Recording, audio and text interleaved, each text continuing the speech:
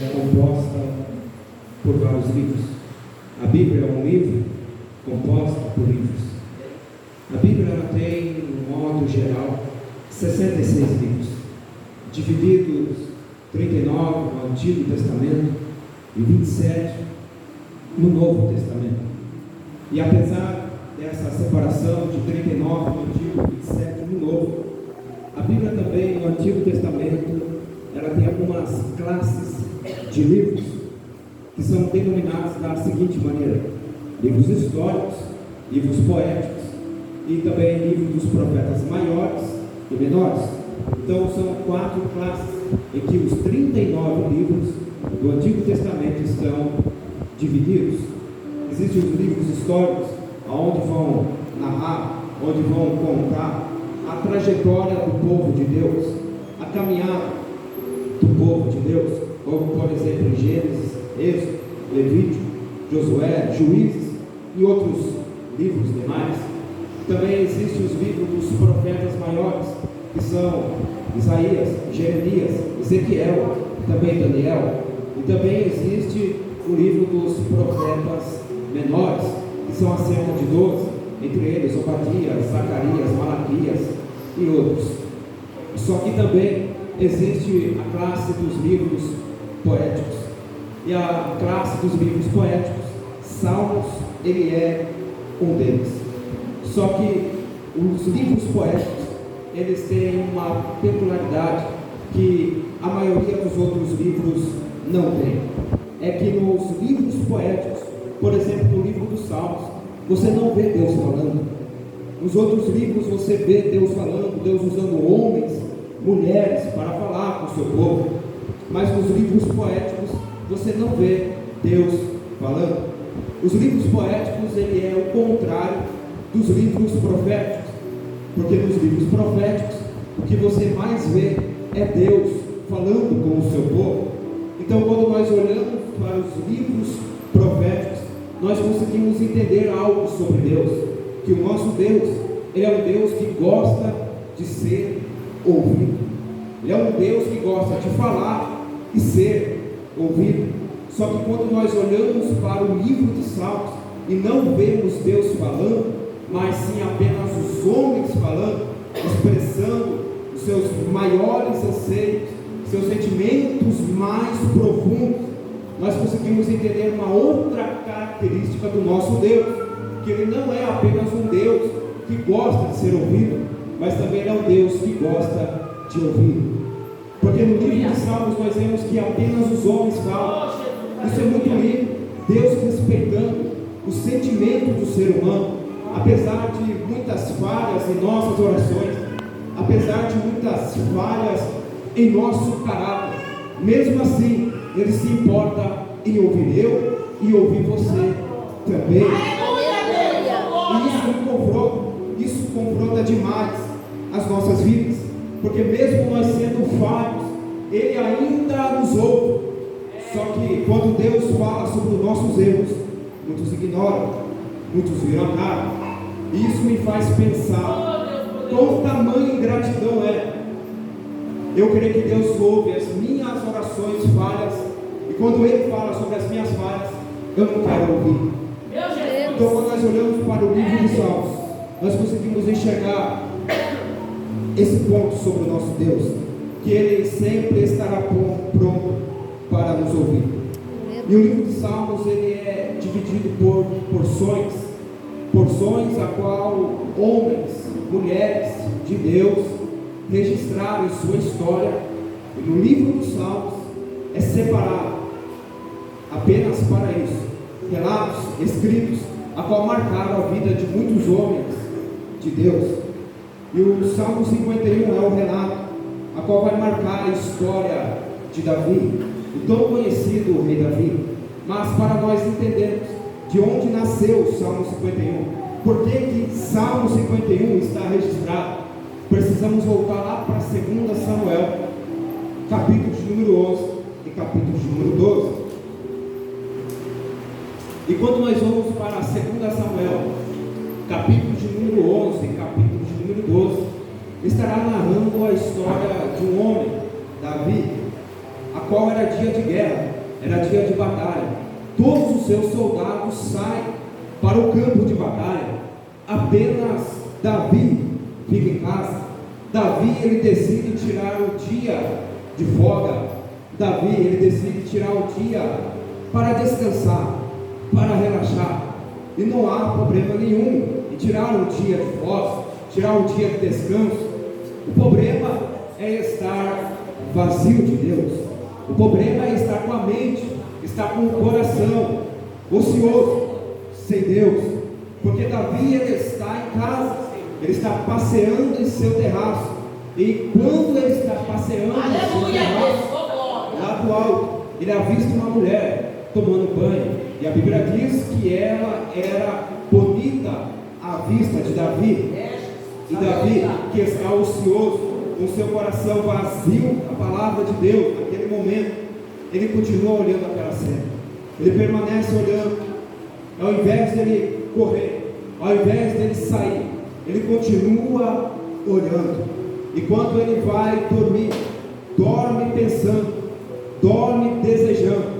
E quando ele acorda, a primeira coisa que ele vai fazer é chamar um dos seus soldados e dizer: manda chamar aquela mulher, eu quero conhecer mais sobre ela. Davi está percebendo o laço que Satanás está preparando para a vida dele.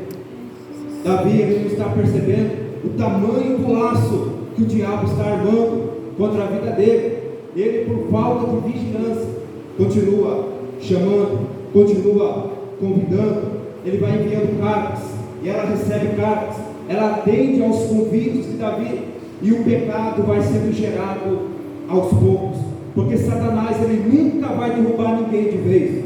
O diabo, ele nunca vai derrubar ninguém de vez, de um dia para o outro. São pequenas pedras que Satanás, ele vai lançando um dia, o outro dia, final de semana, uma semana, 2 semanas, até o laço estar preparado e você cair, e ele te prender de tal forma que você não vai conseguir sair.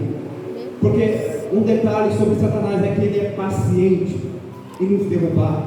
Então ele vai armando um laço aos poucos. Davi não percebe o laço que Satanás está preparando para a vida dele. Então aos poucos, Davi, ele vai caindo dentro desse laço.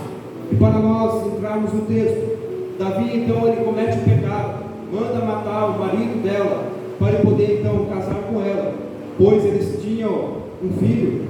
Então, para o povo não descobrir e pensar que eles caíram no adultério, Davi, então, ele planeja: vou matar o marido dela, vou casar com ela, e todos vão pensar que esse filho é nosso, do nosso casamento, querendo enganar tudo e todos. Só que há um detalhe no capítulo 11, logo no final do capítulo de número 11 de 2 Samuel, vai dizer que ao olhar de Deus, aquilo que Davi estava fazendo estava desagradando.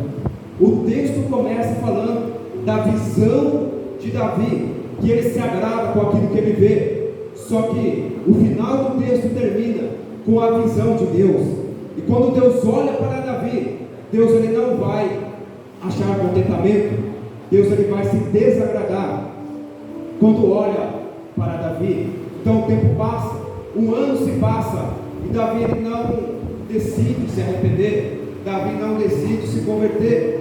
Então Deus, ele vai levantar um profeta chamado Natã, e esse profeta Natã conta uma história para Davi, dizendo: olha, Davi, um certo homem que havia muitas ovelhas, tinha muitas ovelhas, um amigo veio de sua casa de viagem, e ao invés desse homem pegar uma de suas ovelhas do seu rebanho, sacrificar, matar, para dar para o seu amigo, ele toma de um homem que tinha apenas uma ovelha. Então, Davi, o que você acha que esse homem deve receber? Davi responde: ele deve pagar 4 vezes mais pelo que ele fez. E Natã então diz: esse homem, Davi, é você. Você tinha muitas entre o seu reinado, mas você decidiu escolher a única daquele que só tinha uma. Então, quando Davi, ele ouve tudo isso, quando seu pecado é exposto diante dele, então Davi, ele vai dobrar os joelhos, ele vai reconhecer o seu pecado, e ele vai começar a dizer: Deus, contra ti pequei, somente contra ti pequei.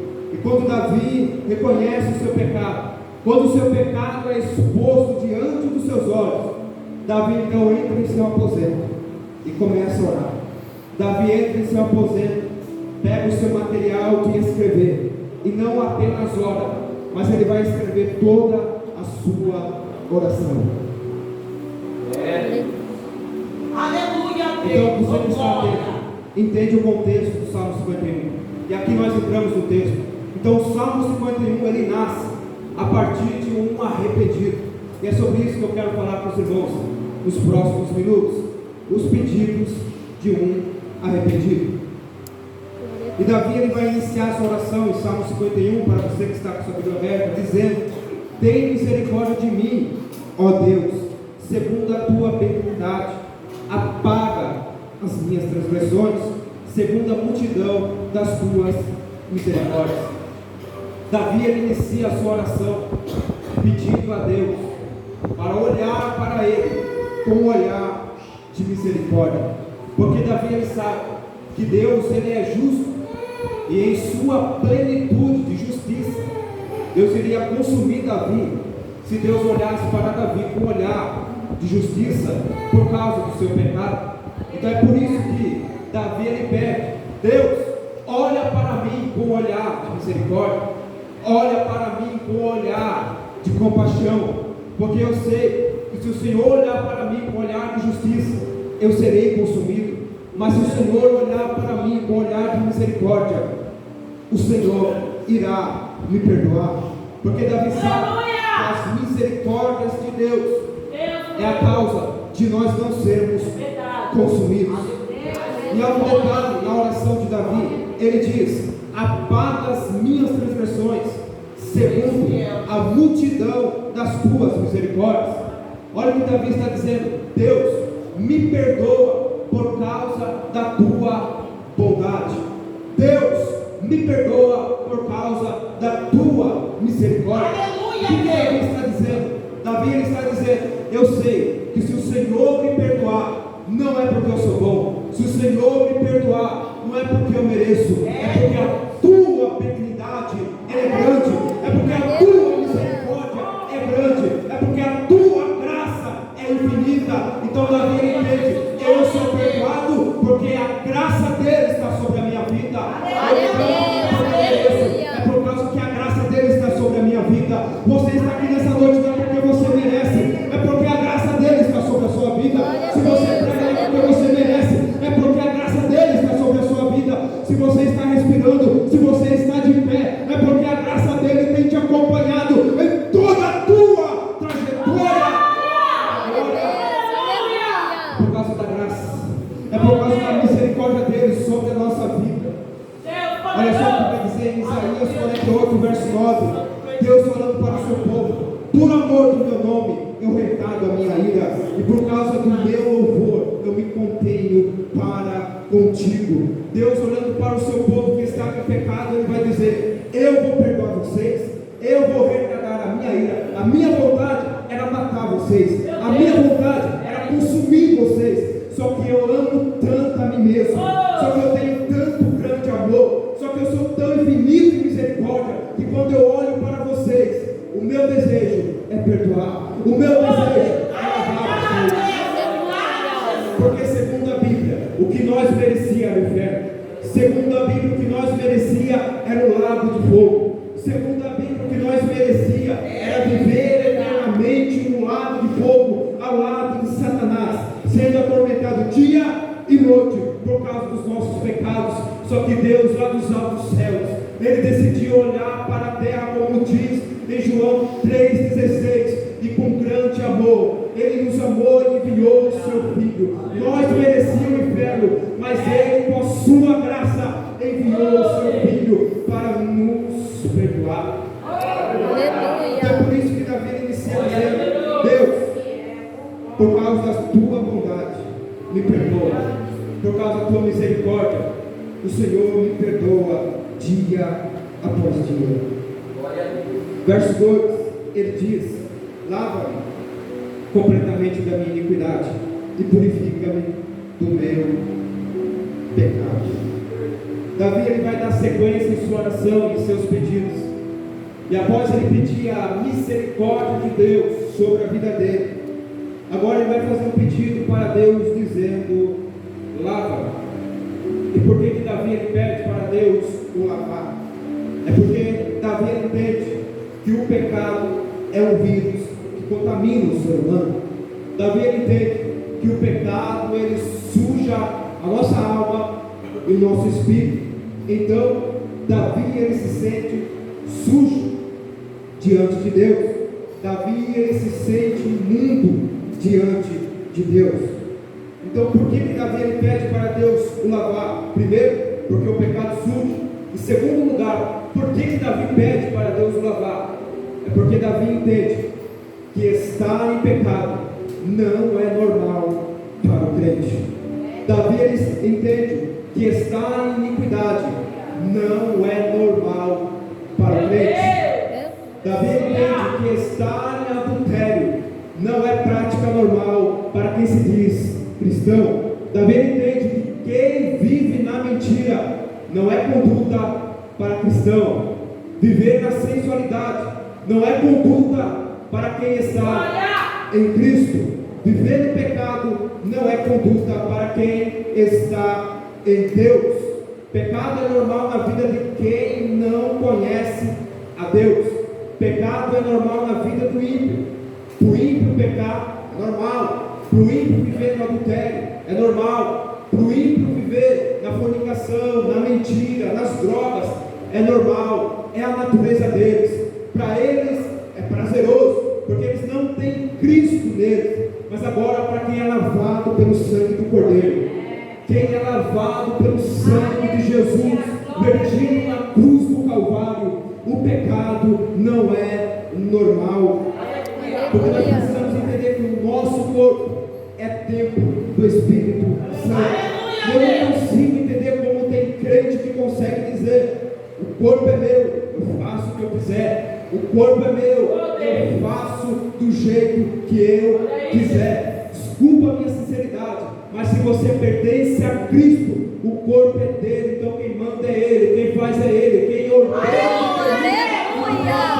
é eu, nem você. É ele que manda, é ele que ordena, é ele que sabe.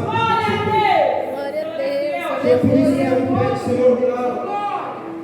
Porque a conduta que eu estou não é condizente com aquilo que eu sou diante do Senhor. E essa expressão que Davi ele usa, lava, é a mesma expressão utilizada para as mulheres no templo que lavavam as roupas. Só que há um detalhe: como que as mulheres no templo lavavam as roupas? Claro que não era como os dias de hoje. Tem a máquina, você coloca lá, lava, enxágua, só falta estender no varal a roupa. Mas no tempo, as roupas para as mulheres lavarem, elas precisavam ir até o rio, pegavam as roupas, lavavam os rios, e para tirar a sujeira, elas pegavam as roupas e batiam nas pedras com força, para que toda a sujeira viesse sair. Então é esse mesmo contexto que Davi está pedindo para Deus.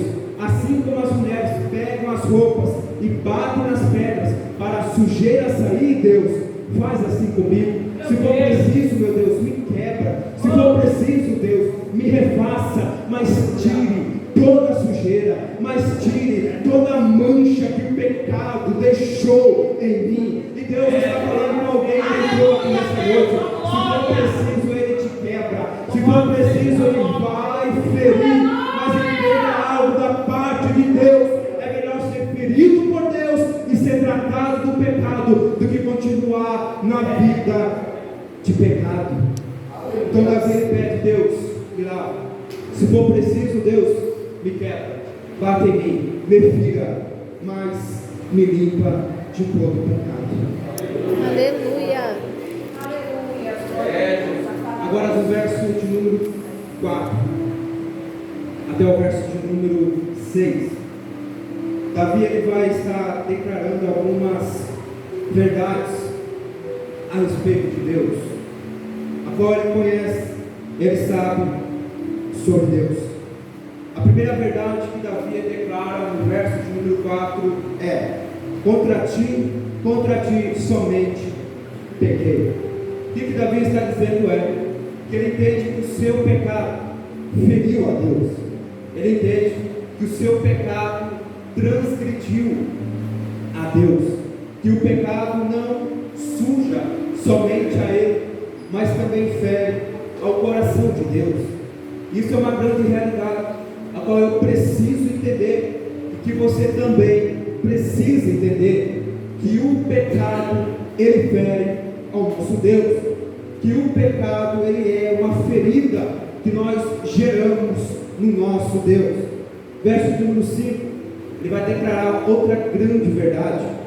Ele diz: eis que em iniquidade fui formado, e em pecado me concebeu minha mãe. O que Davi está dizendo em pecado eu fui gerado. O pecado está em mim desde quando eu nasci, porque o pecado ele é a natureza a qual está em nós desde o nosso nascimento. Então o pecado ele nasce em mim a partir do momento que eu também nasci. Então o pecado ele já está em mim. É por isso que Davi diz: em pecado eu fui formado, em pecado eu fui gerado. Paulo, em Romanos capítulo 3, verso de número 10, ele diz que não há nenhum justo sequer, não há ninguém que entenda as coisas de Deus, não há ninguém reto, não há ninguém santo diante de Deus. O que Paulo está dizendo que em todo contexto histórico, em todo contexto bíblico, não há ninguém que nasceu santo, não há ninguém que nasceu sem pecado. Se nós olharmos para Abraão, foi um grande homem de Deus, fez grandes maravilhas da parte de Deus, mas ele nasceu em pecado e morreu também com a natureza pecaminosa. Moisés, o homem que teve a maior intimidade com Deus no Antigo Testamento, teve grandes operações da parte de Deus em sua vida, mas também nasceu em pecado e morreu com a natureza pecaminosa. Isaías, Jeremias, entre tantos outros homens de Deus, mulheres de Deus, fizeram grandes milagres, tiveram grandes histórias da parte de Deus, só que todos nasceram em pecado, todos morreram em pecado. Em toda a história, em todo o contexto bíblico, somente um nasceu santo, somente um nasceu sem pecado, que é Jesus de Nazaré. Nasceu sem pecado, morreu sem pecado, ressuscitou sem pecado e ainda continua sendo santo, como serafins clamam Isaías 6 dizendo: ele é santo, santo, santo, e toda a terra está cheia da sua glória. Então, todo o contexto histórico e bíblico, somente ele é santo. É por isso que Davi declara no verso número 5: eu nasci em pecado, porque todos nascemos, somente ele nasceu santo. Verso 6, Davi declara mais uma grande verdade a respeito de Deus. Ele diz que Deus ama a verdade no íntimo. O que Davi está dizendo que Deus ama aquilo que é correto e aquilo que é santo. Então Davi declara 3 grandes verdades. Primeiro, ele declara que o pecado fere a Deus. Segundo, que ele nasceu em pecado. E terceiro, que Deus ele ama aquilo que é correto e aquilo que é santo. Isso me faz questionar muito, porque o homem com tantos conhecimentos acerca de Deus, mesmo assim ele vai cair em pecado, mesmo assim ele vai cair em uma iniquidade, apesar dos seus grandes conhecimentos, porque isso nos revela que apenas conhecer sobre Deus não me fará vencer o pecado. Apenas o conhecimento não me dará força suficiente para vencer o pecado que sempre nos rodeia.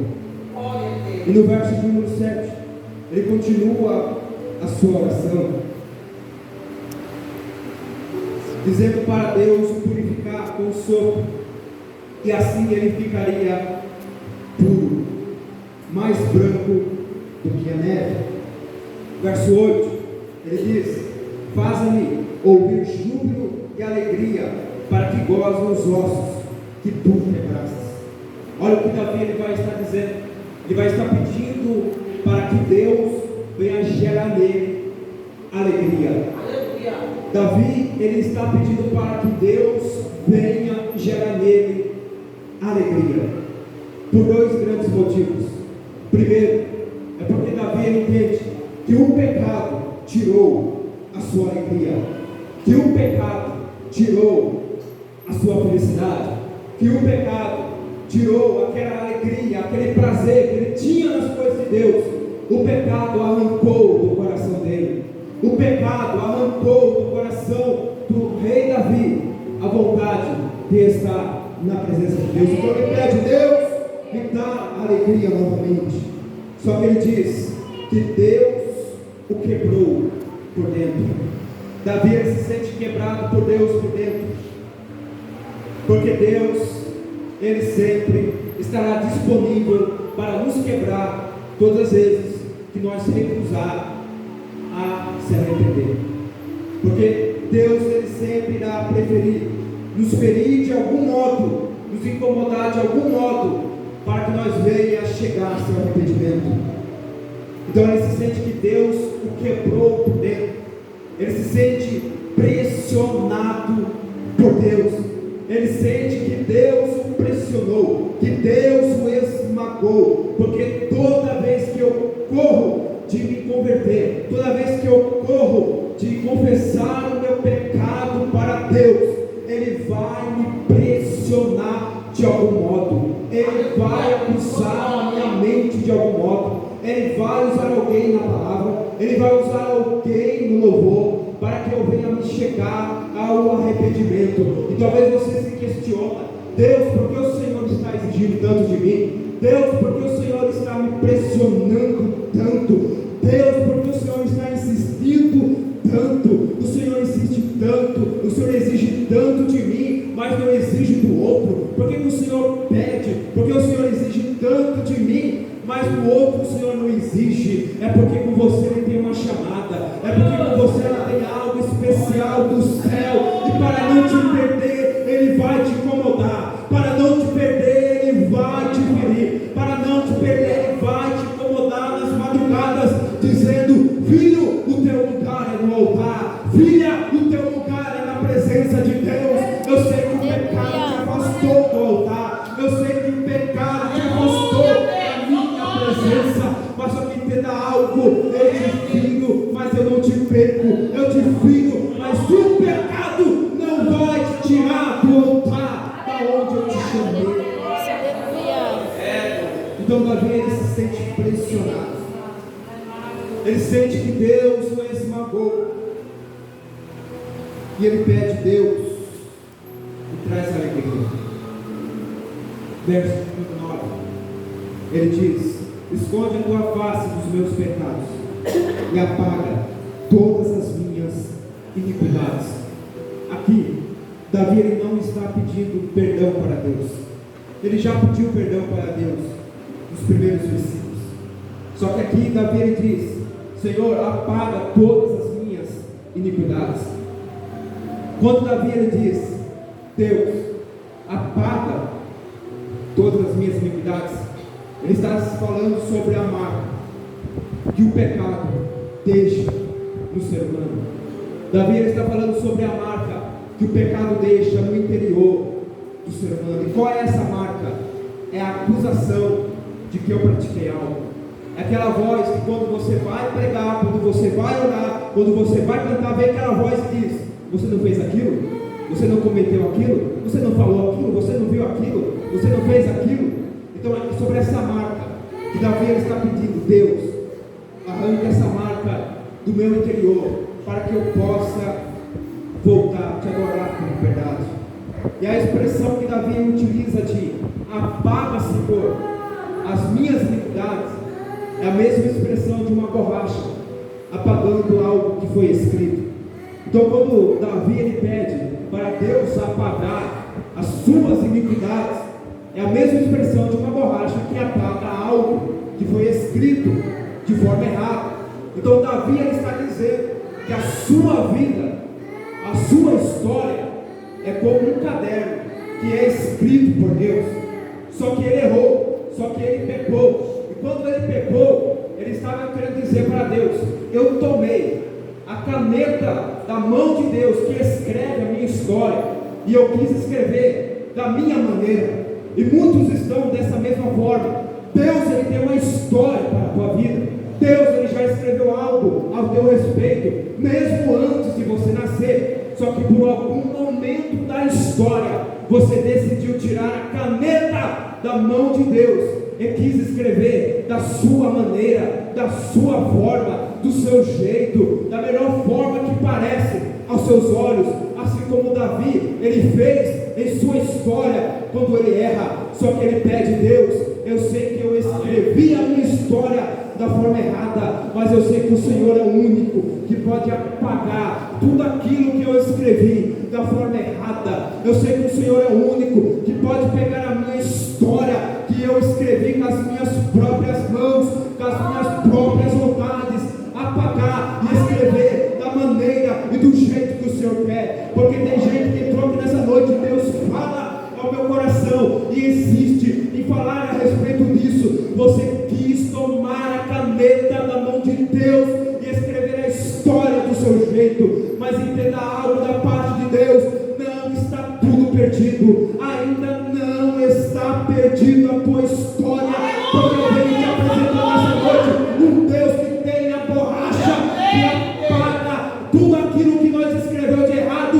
e Ele tem uma nova história para a tua vida. Ele tem um novo recomeço para a tua vida. E se você crê nessa palavra, levanta a sua mão agora. Tem uma nova história sendo escrita na tua vida. Tem uma nova história da parte de Deus sendo escrita para a tua vida.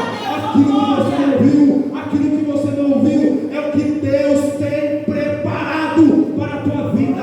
Talvez você esteja dizendo: a minha história acabou, a minha vida acabou, a minha família acabou, o meu casamento acabou por aqui. Mas há uma palavra de Deus sendo liberada no mundo espiritual: não acabou. Deus, ele reescreve uma nova história para a tua vida. Se você pode falar para esse cara que está do seu lado, ele tem uma nova história. A história não vai acabar do jeito que começou. Pode ter começado do jeito errado, pode estar não do jeito que você queria, mas há um Deus essa noite que ele está reescrevendo a tua história.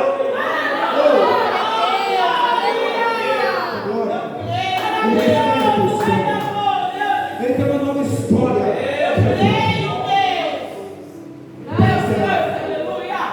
Verso de 1 e 10.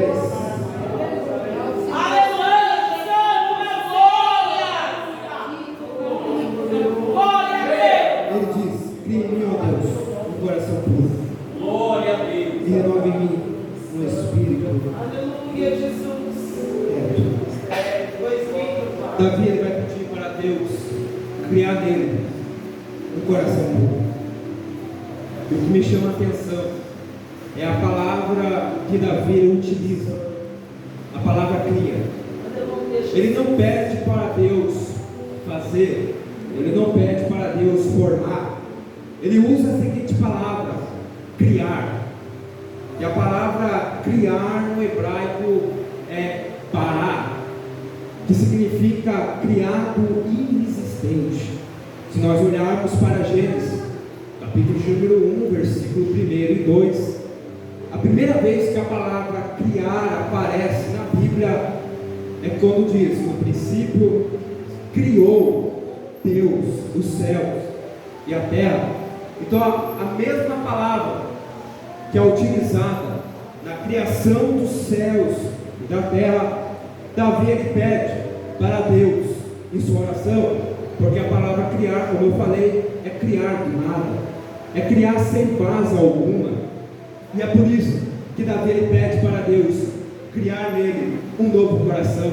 É porque Davi ele sabe que se for pela capacidade dele, se for pelas suas próprias forças, ele nunca vai conseguir ter um coração puro, ele nunca vai conseguir ter um coração agradável a Deus. Então é por isso que Davi pede: Deus, Cria, porque eu sei que o Senhor é um Deus que pode fazer do nada. Eu sei que o Senhor é um Deus que pode criar do nada, porque o meu coração, Deus, ele se contaminou. O meu coração, Deus, ele está sujo, ele já não está mais como antes. E quando Davi ele fala de coração, ele não está falando do coração físico, do coração carnal. Davi está falando da sua alma, e na sua alma, Davi ele se sente que ele está sujo, distante de Deus, mas ele pede: Senhor, pode me dar um coração novo. O Senhor pode me dar um coração, aquele coração que arde quando a palavra do Senhor é pregada, um coração que arde quando os louvores da harpa estão sendo entoados, um coração que arde quando é hora de ir para o culto. Não um coração pesado, Deus, que pesa, que se sente obrigado de estar na tua casa, mas um coração que quer a tua presença. Para encerrar, a última palavra que Davi utiliza, no verso número 10, é renova. E essa palavra me chama a atenção, porque quando Davi ele fala para o Senhor o renovar, ele está pedindo para Deus: faz de novo. Quando Davi ele fala: Deus, renova em mim, ele está dizendo: Deus, faz de novo. Aleluia, Deus. Aqui Davi ele está com mais de 30 anos de idade. Aqui Davi ele já teve grandes experiências com Deus. Só que quando Davi ele pede: Deus, renova, Deus, faz de novo, é como se Davi ele voltasse para o passado e ele se lembrasse daquele jovem que estava lá no pasto cuidando das ovelhas do seu pai. Não tinha muito como ele tinha, não tinha um reinado, não tinha um palácio, não tinha um exército, mas ele tinha a sinceridade diante do Senhor, ele sentia a presença do Senhor. Só que agora, quando ele olha para a sua realidade, ele tem tanto, tem reino, tem palácio, tem muito, mas ele sente que está perdendo a presença de Deus. E quando ele sente que está perdendo a presença de Deus, ele diz: Senhor, renova. Senhor, eu tenho saudade daquele jovem lá do campo que tocava a harpa e sentia a tua presença, que tocava a harpa e os demônios saíam, tocava a harpa e o céu se abria, mas agora nem orar eu consigo orar. Oh, aleluia! Nem para a igreja eu consigo ir, nem te louvar eu consigo ir, porque a minha alma se está ocupada com tantas coisas, o meu coração está pesado com tantas coisas, mas eu te peço, Deus, renova, Deus, faz de novo. E essa é uma noite que Deus te marcou para dizer: eu vou fazer de novo, eu vou fazer de novo.